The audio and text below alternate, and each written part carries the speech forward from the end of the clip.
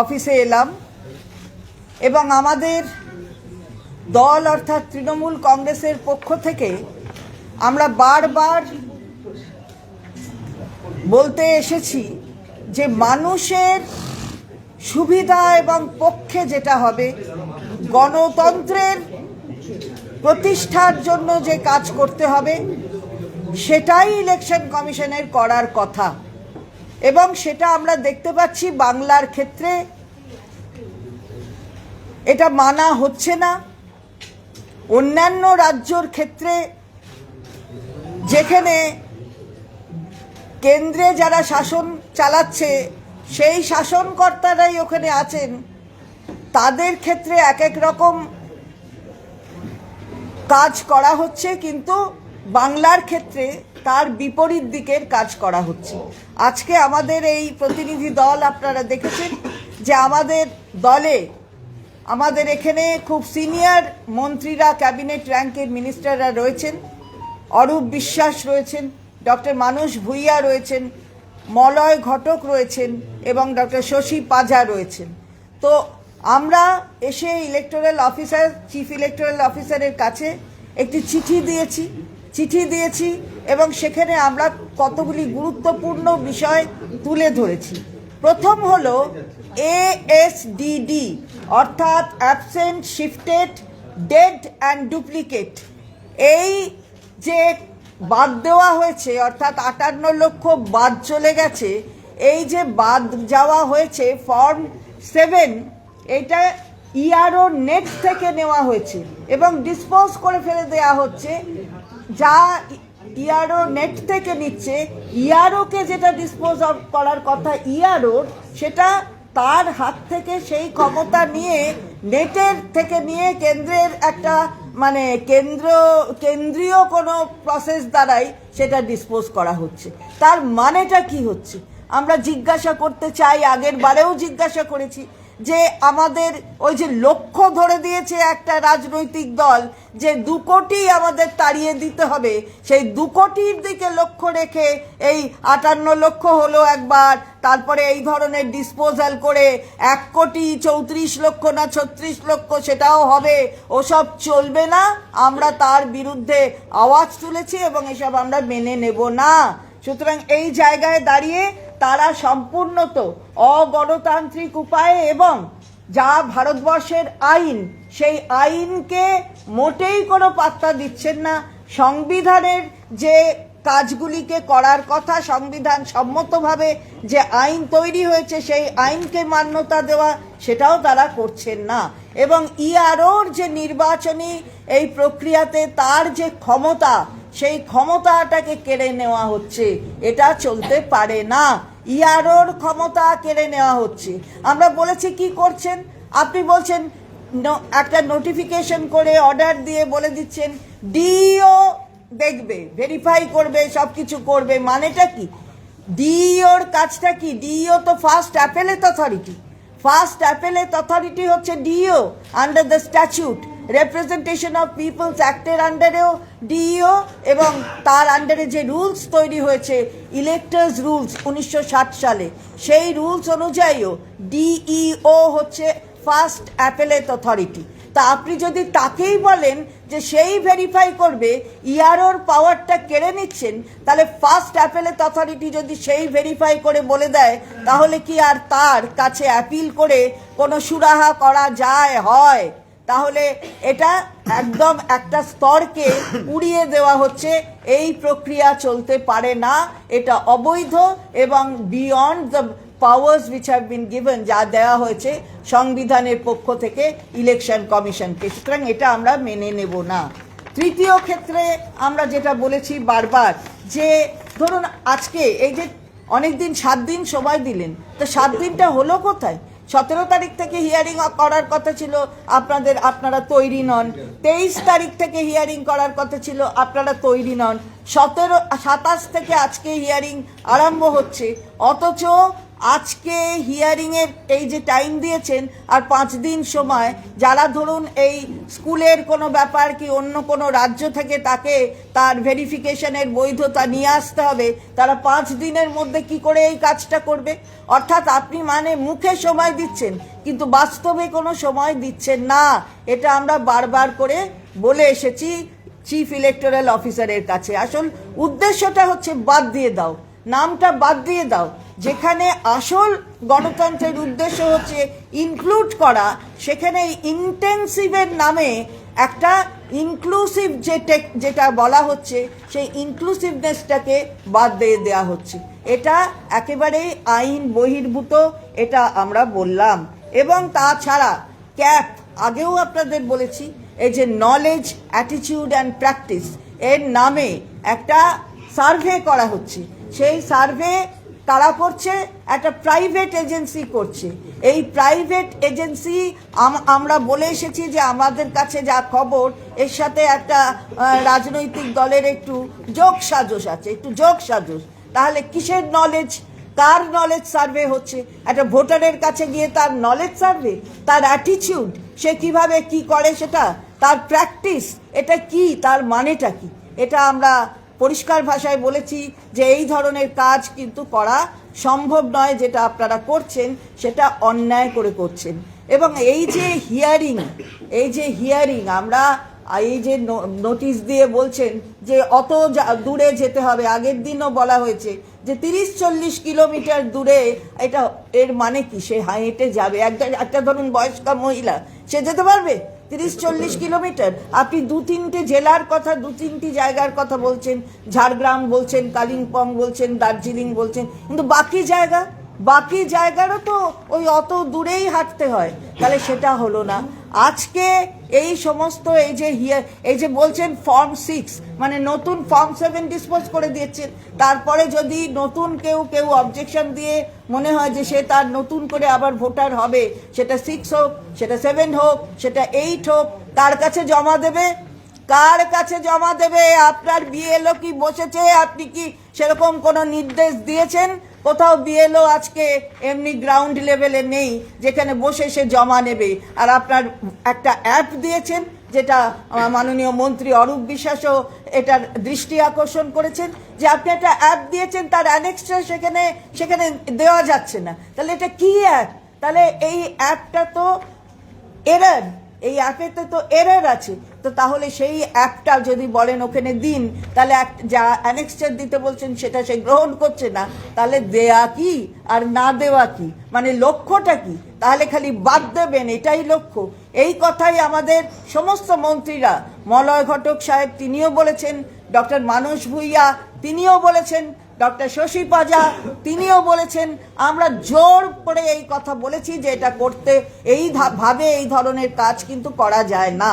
এবং আমাদের chief electoral officer তিনি আমাদের বলেছেন যে তিনি ইসিআই এর কাছে আমরা পয়েন্ট ওয়াইজ উত্তর চেয়েছি। আমরা জানি, উই আর অ্যাওয়্যার যে সিইও তিনি হচ্ছেন রিপ্রেজেন্টেটিভ। এখানে আমরা যখন ইসিআই এর কথা কিছু বলবো, ইসিআই এর বিরুদ্ধে, কার কাছে বলবো? আমরা সিইওকেই বলবো, যিনি এই বাংলায় এই আমাদের প্রদেশের চিফ ইলেকটোরাল অফিসার। তাহলে তার কাছে আমরা বলেছি পয়েন্ট ওয়াইজ আপনার আমাদের যতগুলো আমরা পয়েন্ট দিচ্ছি, আপনি কিন্তু একটা উত্তর দিচ্ছেন না। তাহলে পয়েন্ট ওয়াইজ উত্তর আমাদের দরকার। তো উনি আমাদের যেটা বলেছেন সেটা আমরা আপনাদের কাছে বলছি, যে উনি ইলেকশন কমিশনের কাছে আমাদের আমরা যে চিঠি আজকে দিয়েছি সেটিও যেমন পাঠাচ্ছেন, আমাদের দাবি সেগুলো তিনি সেখানে পাঠাচ্ছেন। এবং আমরা আশা করব যে ইসিআই তারা আমাদের একদম পয়েন্ট ওয়াইজ উত্তর দেবে। এবং সঙ্গে সঙ্গে এটাও আশা করব যে সিইও সেটা নিয়ে তিনি আরও বেশি তৎপর হবেন এবং সেটা করাবেন। এগুলোই আমরা মূলত আজকে বলে এসেছি।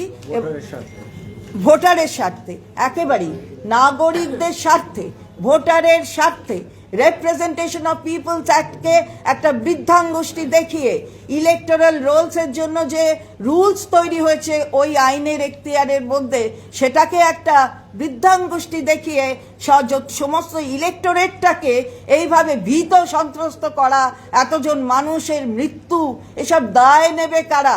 মানুষের স্বার্থে আমরা বলছি কে কার ভোটাধিকার প্রয়োগ করবে, কার পক্ষে, আমার পক্ষে দিতে হবে, তৃণমূল কংগ্রেসের পক্ষে, এটা ব্যাপার নয়। ব্যাপার হচ্ছে তার অধিকার, সে কাকে ভোট দেবে। কিন্তু আমাদের কর্তব্য হচ্ছে তার ভোটাধিকারকে রক্ষা করা। সেই রক্ষা করার লক্ষ্যে আমরা বারবার আসছি, আপনারা দেখছেন সিইও অফিসে আমরা বারবার আসছি, বলছি, কিন্তু আমরা আমাদের লিখিত কোনো পয়েন্ট ওয়াইজ জবাব আমরা এখনো অবধি পাইনি। দিদির বলা হয়েছিল 85 বছরের যেটা আমরা বারবার বলছি যে ভারতীয় গণতন্ত্রে ভারতবর্ষের নাগরিকরা সরকার গঠন করেন, তারা নির্বাচিত করেন। কিন্তু আমরা দেখতে পাচ্ছি যে বারবার কেন্দ্রীয় সরকার তিনি ভোটার ঠিক করে দিচ্ছেন। প্রথম কথা যে 55 লক্ষ নাম বাদ দেওয়া হলো, তার তালিকা তো যে কোনো মানুষ পেতে পারেন, পাবলিক ডোমেনে আসা উচিত। কেন এই 55 লক্ষ মানুষের নাম পাবলিক ডোমেনে আনা হচ্ছে না? এটাই তো একটা সব থেকে বড় ষড়যন্ত্র, একটা বড় কেলেঙ্কারি। এই 55 লক্ষের নাম ইলেকশন কমিশন তার ওয়েবসাইটে দিক, যে এই কারণেই 55 লক্ষের নাম বাদ গেছে, সেটা দিচ্ছেন না। হিয়ারিং চালু হয়ে গেল,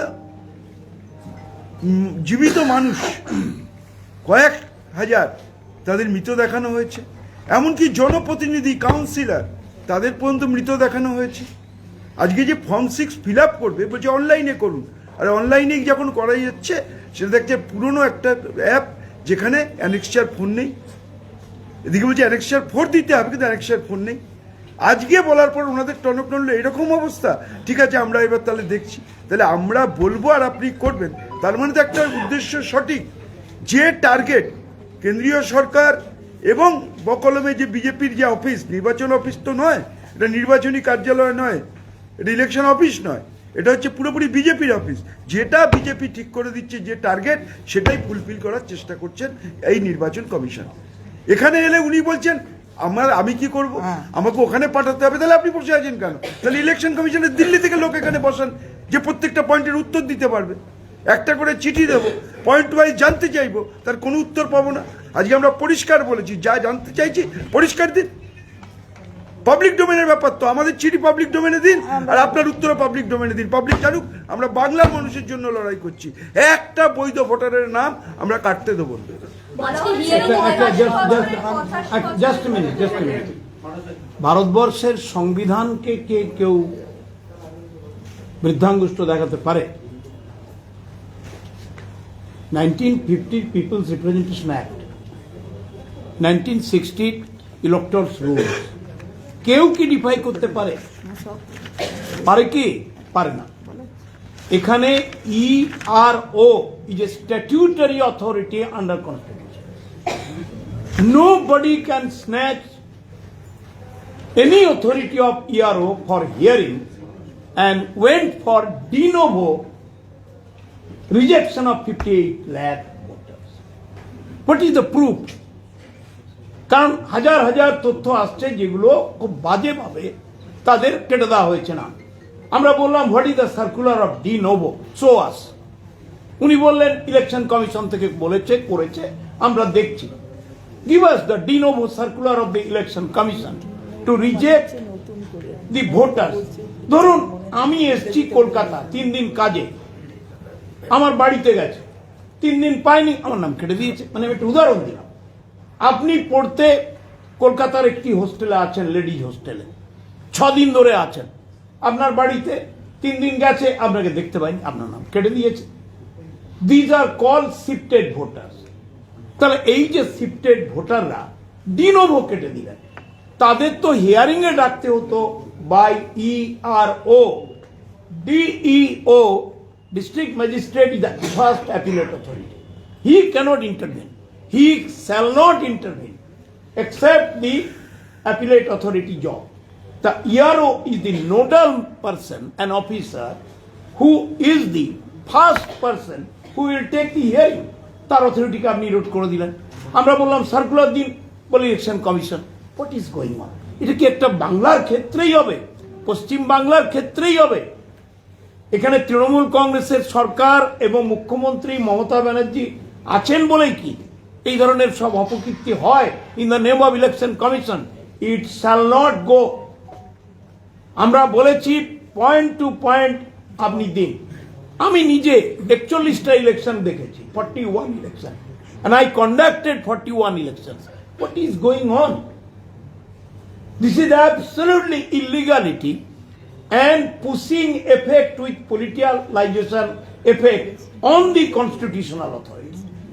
Absolutely evade করছে constitution. This is dangerous. বলছি আজকে হিয়ারিং এ দেখা যাচ্ছে অনেক বৃদ্ধ মানুষ, তাদেরকে ডাকা হচ্ছে, তাদের 2002-তে নাম ছিল, কেন ডাকা হচ্ছে তারা কিন্তু সেটা ওয়াকিবহাল নয়, কি বলবেন? আমরা তো বারবার এই কথাই বলছি যে কিছু কোনো রকমের কিছু ব্যবস্থা না নিয়ে কাদের কি করবেন, ডাকবেন, কেন বা ডাকা হচ্ছে, তাদের নাম রয়েছে তারপরে কেন ডাকা হচ্ছে, এটা একটা যে উদ্দেশ্য প্রণোদিতভাবে এদেরকে হ্যারাস করা এবং তার মাধ্যমে একটা ভীতি তৈরি করা সবার মধ্যে, এইটা তো কারণ। বাংলা হলেই এই ভীতি তৈরি করতে হবে, অন্যান্য জায়গায়ও এই ইলেকশন হবে অথবা তারাও এই SIR এর মধ্যে এই যেগুলো প্রদেশ আছে সেগুলো ইনক্লুডেড আছে, কিন্তু অন্য জায়গায় এই ধরনের কাজ হচ্ছে না। বাংলাকে ধরো আর বাংলাকে মারো, এটা যদি হয় তাহলে বাংলা জানে যে তোমাদের কি করতে হবে। কমিশনের তরফ থেকে বলা এটা হচ্ছিল- এটা একটা পরিষ্কার প্রথম দিন থেকে আমাদের দল, আমাদের নেত্রী মমতা বন্দ্যোপাধ্যায়, আমাদের সেনাপতি অভিষেক বন্দ্যোপাধ্যায় বারবার যেটা বলেছি, এটা হচ্ছে এটা বিজেপির ষড়যন্ত্র, একটা চক্রান্ত। তারা ইচ্ছাকৃতভাবে একটা টার্গেট বেঁধে দিয়েছে এবং তাদের পুতুল হিসেবে ইলেকশন কমিশন এই কাজগুলো করছে। আমি মনে করি যে ইলেকশন কমিশন কোনো ইলেকশন কমিশনই নয়, এটা হচ্ছে বিজেপির বি টিম। যা বিজেপি বলছে সেই টার্গেট ফুলফিল করার স্বার্থেই তারা মানুষের প্রকৃত নাগরিক, বৈধ নাগরিক, তাদের ভোটাধিকার কেড়ে নেওয়ার চেষ্টা কমিশনের তরফে বলা হয়েছিল যে 85 বছরের ঊর্ধ্বে যাদের বাড়ি গিয়ে হিয়ারিং হবে, কিন্তু আজকে দেখা গেল সম্পূর্ণ অন্য চিত্র। হাঁটতে পারছে না এমন বয়স্ক মানুষজন, অসুস্থ, যারা অসুস্থ তারা ভাবুন, যারা বেড রিটেন তাদের কি অবস্থা হবে? এটাই আমরা বলেছি, আগের দিনেও এসে বলেছি যে সিনিয়র সিটিজেন অবধি বলুন যে তাদের এটা আর বাড়ি কিচ্ছু যাবে, নয়। আর 85-রও বাড়ি যাচ্ছে না। টু ফুলফিল দি টার্গেট এমনকি সাংসদ কাকুলি ঘোষের বাড়িও আজকে এইভাবে এদের মেনে এটা নিয়ে যাওয়া হয়েছে। আমরা বারবারই বলছি, টু ফুলফিল দি টার্গেট। যে টার্গেট বিজেপি থেকে বলে দেওয়া হয়েছে, যেন তেন প্রকারেণ কোনো আইন নেই, সংবিধান নেই, পিপলস অ্যাক্ট নেই, কোনো কিছু নেই, নাম বাদ দিতে হবে, তার চক্রান্ত ইলেকশন কমিশন বিজেপির বি টিম হিসেবে করছেন। এই কথা প্রথম দিন থেকে বলেছি, আজও বলছি। সাংসদের পরিবারের লোকের নাম বাদ গেল যারা দীর্ঘদিন ধরে ভোট দিয়ে আসছিলেন, এটা নিয়ে আপনারা আর কথা তার বলছেন? থেকেও তো বড় সাংসদের বাড়ির লোক, আপনাকে তো বলছি জনপ্রতিনিধি, কাউন্সিলরদের নাম মৃত হিসেবে দেখানো দেখা হয়েছে, হয়েছে, তাই? Running councillor. বলছি সাংসদের মাঠ ক্ষেত্রে কমিশনের বক্তব্য যে ফর্ম অসম্পূর্ণ ছিল, মানে 2002-এর সঙ্গে লিঙ্ক ছিল না, এমনটা বলছে কমিশন। কোনো 2002-এর সঙ্গে লিঙ্ক ছিল না। আপনি যাদের নোটিশ পাঠিয়েছে দেখেছেন কোথাও স্পেসিফিক কিছু লেখা কিছু আছে? লেখা আছে? কেন নোটিশের আমাকে ডাকা উত্তর হচ্ছে? কেন আমার কোন দেয়া- ডকুমেন্টসে তাহলে- পাওয়া তাহলে- যাচ্ছে না? কোন ডকুমেন্টসে আমার ভুল আছে? সামান্য নামের ভুল, সামান্য একটা পদবীর ভুল। একজন মহিলা বিবাহ করার পরে অনেকেই তার হাজবেন্ডের টাইটেল নেন, তার না? না, 2002-এ যদি নাম না থাকে, যদি উনি 2003-এ তুলে থাকেন, আমি ধরে নিলাম তর্কের খাতিরে, তাহলে কি 2025-এ তার লিস্টে নাম থাকবে না? তার জন্য তাকে ডাকতে হবে? তাহলে কন্টিনিউয়াস প্রসেস যে রিপ্রেজেন্টেশন অফ পিপলস অ্যাক্টের মধ্যে এই ইলেকশনটা তো, নাম তোলাটা তো কন্টিনিউয়াস প্রসেস। তাহলে 14-ই নির্বাচন হলো কি করে, 19-এ হলো কি করে, 24-এ হলো কি করে? তাহলে তখন কিন্তু এনারা সব ভোট দিয়েছেন, সে ভোটগুলো বৈধ, আর এখন লিঙ্ক পাচ্ছে না, তাই টেনে নিয়ে যেতে হবে। আমাদের নেতা উদ্দেশ্য- অভিষেক ব্যানার্জি এটাই বলেছেন, হ্যাঁ, না, তাহলে সবাই মিলে পদত্যাগ করে দিন, হ্যাঁ, সারা ভারত সবাই করবে। সবাই পদত্যাগ করিয়ে আসুন, তারপরে বিধানসভা SIR লোকসভা তারপরে- পদত্যাগ করে তারপরে এই SIR ডিনোভো, এই de novo, what is terminology, de novo rejection না না, আমি বলছি ঠিকই বলেছে, তাহলে তারপরে সবাই নির্বাচন হোক। হোক, সবকে এই পদত্যাগ মানুষগুলোই তো ভোট দিয়ে সবাইকে আমাদের দেশের পদত্যাগ প্রধানমন্ত্রী, করতে দেশের স্বরাষ্ট্রমন্ত্রী, দেশের কেন্দ্রীয় মন্ত্রীদের সবাই করেছে। পদত্যাগ। তখন এই লোকগুলোর বৈধ ভোটে তখন বোঝা আপনি যায়। মন্ত্রী হলেন, আজকে তারা অবৈধ হয়ে গেলেন। আজ থেকে প্রথমে তো সিইও দপ্তরে সেন্ট্রাল ফোর্স ডিপ্লয়মেন্ট হলো। ওটা নিয়ে আমাদের কোনো বলছি না আনম্যাপ ভোটারদেরকে ডাকার কথা ছিল, কিন্তু এখন দেখা যাচ্ছে যে 1 কোটি যে লজিক্যাল ডিসক্রিপেন্সিস ছিল তাদের মধ্য থেকেও মানুষজনকে আনওয়ারেন্টেড ভাবে ডাকা হচ্ছে, তারা প্রস্তুত ছিলেন না। আমরা তো আমার আগেই বক্তব্য বলেছি, একটা, আমরা এটাই আমি বলেছি আগে। ধরুন কোথাও ভুল করেছি অথবা আমার কোনো পেপার মিসিং আছে, তাহলে আমাকে যখন ডাকা হবে তো পরিষ্কারভাবে বলতে হবে তো এই কারণে। এই কাগজটা নিয়ে আসুন। এটা ভারতবর্ষের আইন, এটা এটাই তো বলে, নিয়ম। এটা প্রিন্সিপাল কোথায় সেটা লেখা থাকছে? একটা নোটিশ আমাকে চলে যাচ্ছে। আমাকে এটা প্রিন্সিপালস অফ ন্যাচারাল জাস্টিস ভারতবর্ষের আইন। আইনে হচ্ছে যাকে ডাকছেন, যাকে আপনি হিয়ারিং বলছেন, তাকে হিয়ারিং কিসের জন্য তাকে ডাকছেন সেটা বলতে হবে। আপনি যখন তাকে বাদ দেবেন কিংবা রাখবেন তার জন্য একটা স্পিকিং অর্ডার দিতে হবে। এটা আমরা বারবার বলে এসেছি। এই যে একটা লক্ষ্য, যে ওই যে বলে দিয়েছে 1.5 কোটি না 2 কোটি বাদ দিতে হবে, এই লক্ষ্যে যেটা প্রশ্ন এক্ষুনি করলেন আপনারা, যে যাদের লজিক্যাল ডিসক্রিপেন্সির মধ্যে যারা রয়েছে তাদেরকেও আপনারা ডাকছেন, ডেকে হিয়ারিং করাচ্ছেন, এটা কি হবে? এটা কমিশন জানাচ্ছে যে সিএ সার্টিফিকেট থাকলে ফর্ম 6 দিতে পারবে নতুন ভোটার। তাহলে মতুয়াদের ক্ষেত্রে তো অনেকেরই সার্টিফিকেট নেই।